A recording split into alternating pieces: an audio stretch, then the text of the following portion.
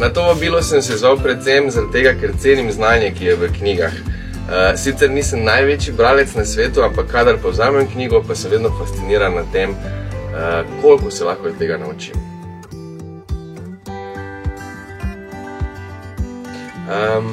Knjižnica je predvsem prostor, kjer lahko najdeš svoj mir in zrasteš, se mi zdi, ker je toliko poznanja okoli tebe, ki ga lahko na nek način brezplačno izkoristiš.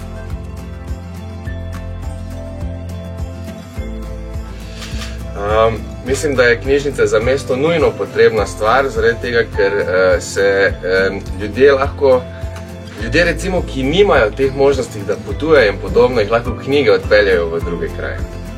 Veš, kaj bi ti mogel?